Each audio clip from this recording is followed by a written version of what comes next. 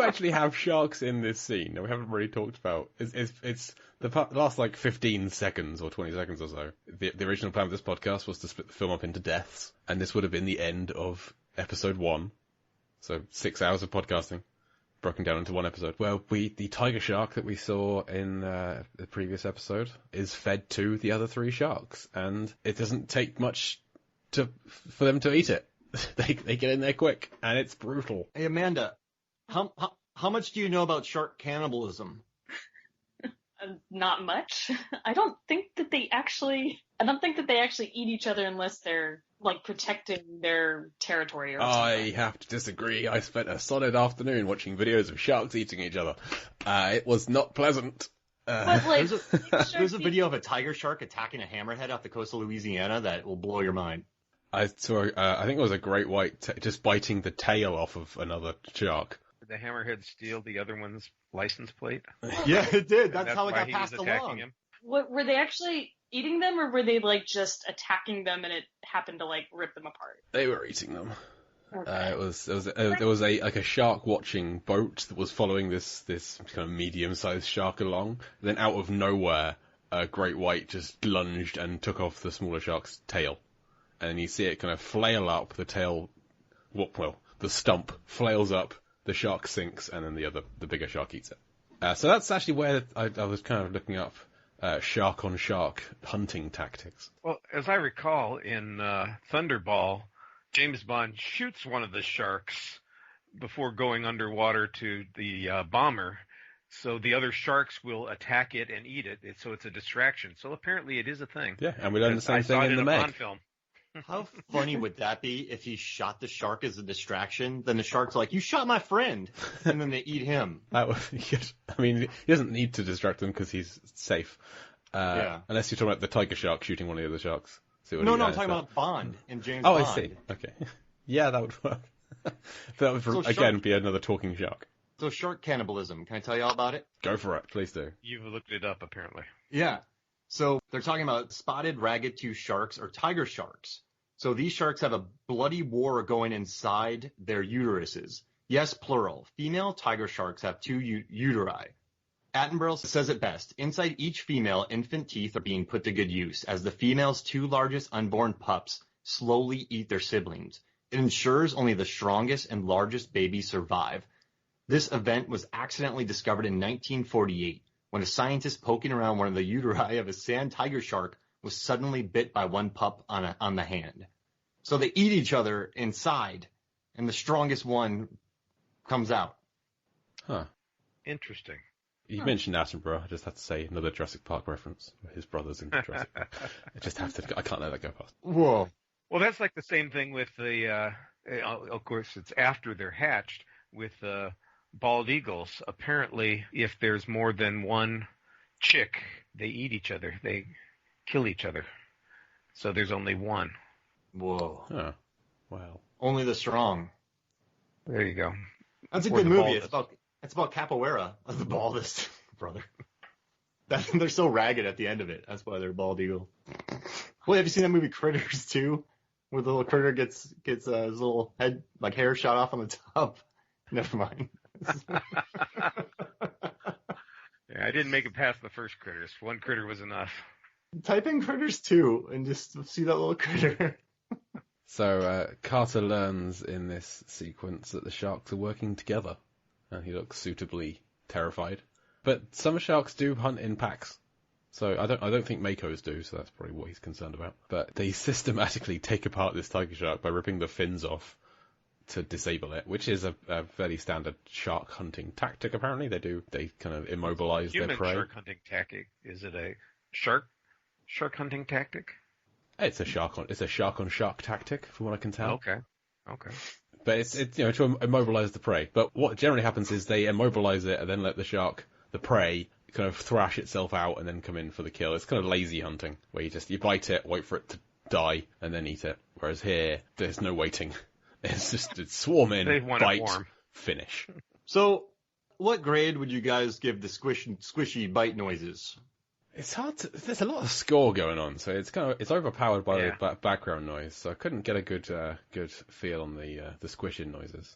Yeah, I'm afraid I didn't notice the squishing noises very much. It was mostly I'm trying to see it, and the music is pretty loud.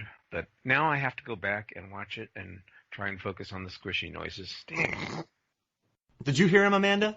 No, I didn't really. I think the music was distracting me as well. Am I going crazy? Yes, but what's that got to do with it? Yeah, you're right. How's that different? That's been years, right?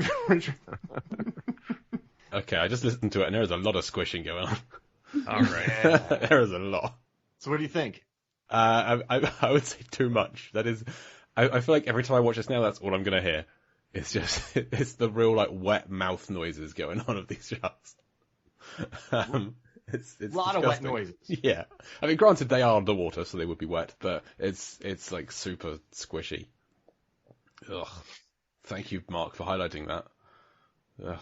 Okay, can we tackle something here? We haven't talked about this yet on the podcast, and I think it's the biggest complaint that people have towards this film, and it's the biggest thing that people always mention when it's so bad, it's good, or it's so terrible. But I love the animatronics by Walt Conde. I think in some instances the VFX, the CGI is excellent, but there are scenes in this movie that are less than stellar VFX, and this is one of them. I mean, we don't have to bag on it, but it's not. These scenes, they make sense to show they're hunting in packs, or they're clever, but they swim backwards. Yeah, they swim. But these scenes, I guess that's the biggest complaint. I guess is the VFX of these scenes. Did that bother you, or do you think they were totally fine?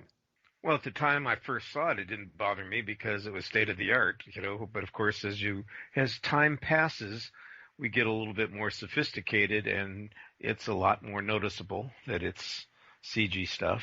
And you say, well, if they were doing it today, but of course they said the same thing 45 years ago about Jaws. They said, we should do it today with new technology, and then we could show the shark. And I'm going, no, don't do that. Don't do that. Deep Blue Sea Special Edition. Yes.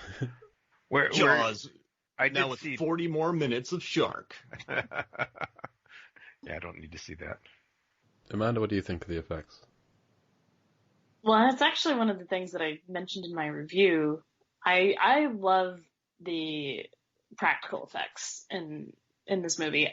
Watching the film this time around, this particular scene, I did not think that the effects were very good, and there's something about the way that the sharks move that just doesn't seem real. I mean, obviously it's not, but it's like, you get the scenes where, like the lab scene where it's asleep but not asleep, and that's like an actual... It's a mechanical shark. Yeah, and that, it just feels more real. This just was like, it looked a little dated, and the blood looked a little fake, and so it took me out of it a little bit. Yeah, I guess in that summer, right, we had The Mummy. I thought The Sandstorm looked beautiful. Phantom Menace had some really excellent special effects. So I think you're right. Oh, Matrix. I think you're right in regards to it was state of the art at the time, but I guess I had seen some better effects, and just seeing that threw me out. It takes me out just a little bit of the movie. But yeah, I don't know if that was a hang up for y'all. I don't actually have a problem with it in this scene. I feel like the worst special effects are in the best scene we've already talked about later on. Yeah. When the shark is out of the water in CGI, it's horrendous. But here, where it could just be that I'm watching this on a standard def, kind of on a laptop, so it's kind of compressed, and whatever I'm watching is fine. But when the sharks are underwater, it's a darker image. They're just it's kind of shrouded in blood and the bubbles from Carter and things. I don't have an issue with the effects here. I've just been sat watching the last 20 seconds again and again and again whilst you're talking, and I'm fine with them. They could be better, probably. If it was done today, they might be better. They might just be shinier. I don't know, but I think it's fine. When I was doing my Shark Week reviews, one of the things I commented on was the fact that two of the films that I talked about were Bait and Shark Night, and those effects, that was 2012 and 2011, and those were not as good as the effects in Deep Blue Sea, I don't think. And so I think in comparison, this particular scene to the rest of the film, they're not as good. And maybe it was just having watched all of the shark movies like back to back, seeing the effects back to back. I think that they still hold up pretty well. Like I said, maybe not as strong in this scene as in others. Hey, since the both of y'all love shark movies so much, what are your top fives for both y'all? Like, what are your top 5 shark movies for each of y'all? Wow. Well, Jaws at the top, maybe The Shallows. Yep. That was a damn good movie. So good. Deep Blue Sea. Thank you. Open Water. And I love Bait. Oh yeah. What about you? You know, Walt Conti worked on Bait and Shark Night. He did the practical sharks for each film. So he did Shark Night, Bait, and Deep Blue Sea. He helped do the animatronic sharks. No, he's a real shark wrangler. Yeah. Animatronic. I said the job I want. While you're putting together that list, man, I would love to have this job on set. We have a remote control and you're just steering a shark around, just going, yeehaw! Mark, shut up! I'm cruising around in the background doing flips. Oh, that'd be my dream. That'd be great. Do you have a different one, Amanda? Different? Yeah, I do a little bit. I mean, my Jaws is my number 1. The Shallows is number 2. I have never seen Open Water because it is literally my work. And so I don't think that I'll ever be able to actually sit down and watch it. But one that we haven't mentioned that is on my top 5 is actually, I really like 47 Meters Down. Yeah. It's, when I talked about my movies back in the day about the Shark Week stuff, I said it was the only one that I considered on my list that was an actual horror movie. And again, I saw it a couple times in theaters, and I'm sitting in the theater the second time around going, my biggest fear is being stuck in the middle of the ocean, like not being able to see around me, and I'm literally sitting in a darkened theater watching this thing in front of me. What the hell am I doing? How about that flare scene? That is the best. I love that scene. No. So good. That gets me every time. And the ending's so mean. I love it. Have you guys seen Underwater 2 Uncaged yet? Or, 47 Meters Down Uncaged? Oh, Yes. yeah. Those sharks, they make me so happy. I don't know how they exist, but I love how beaten up they are. I'm kind of like The blind beaten up sharks. Yeah. They look cool. Blind though. albino sharks, yes. I don't know how they feed because they'd have to eat a lot, but they're just so big and they look like they've been brawling for centuries. Did you like the design of those? It thought was they were cool and pretty creepy. cool. Yeah. You know, it's tough when you're, a subterranean shark living under ancient Mayan temples or Aztec temples to find adequate food, which of course does leave your skin looking a little raggedy and wrinkled. They reminded me of The Descent. That's why I think I love that movie so much. I want those Descent monsters to ride those sharks. Jesus. There's Imagine another that. movie coming. I'll write it. Deep Blue Cave. Okay, so there's one thing I've been doing every episode we meet a new character or a new actor. I haven't seen any of those shark movies, I'm afraid. I can't. I've worked out what my top 5 would be. My top 5 includes Finding Nemo because I haven't seen many shark films. I've not seen I haven't seen 47 Meters Down or the sequel or Bait or Sharknado or The Shallows or any of these things. For me, if you want my top 5, it's Deep Blue Sea, Finding Nemo, Jaws, The Meg, Jaws 2, and then the 6th one I've seen is Shark Tale, which is a terrible, terrible film, and I just haven't seen anything beyond that. I'm sorry, I will try. For me, writing these down, I'm going to have like a shark weekend at some point and watch them all. But every new actor that we see, I just like to give an idea of where they were when this came out. And we meet the final cast member. We meet LL Cool J here.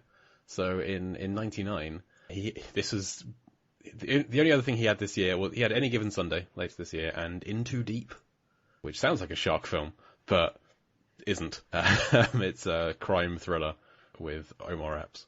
Can I tell you something weird, but actually this makes sense for one of my tangents?